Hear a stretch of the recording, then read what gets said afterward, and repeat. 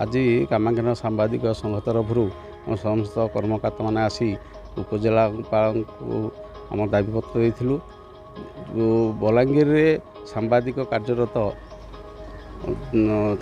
मर्मात्मक आक्रमण करते से प्रतिवाद रे आज सारा ओडिशा रे दाबीपत्र दिखाई।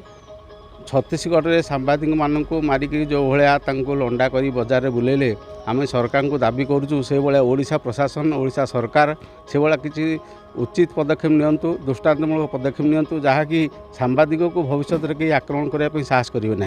एवं आमर मुख्य दाबी रोचे सांबादिक मानकर सुरक्षा।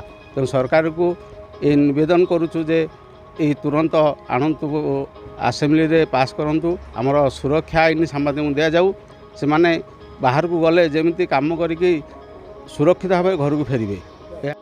देखु आज्ञा आमर गणमाध्यम जे गणतंत्र चतुर्थ स्तंभ सी आज असुरक्षित निज जीवन को विपन्न करी विभिन्न प्राकृतिक विपर्यय ठारू आरंभ कर विभिन्न प्रकार विपर्यय समय निजको विपर्यस्त जीवन को पकई जो माने जनसाधारण मानकर सुरक्षा निमंते खबर प्रसारण करते सी आज निजे विपर्यस्त सर्वसाधारण बर्बरोचित भाव में माड़ मरा जाउची।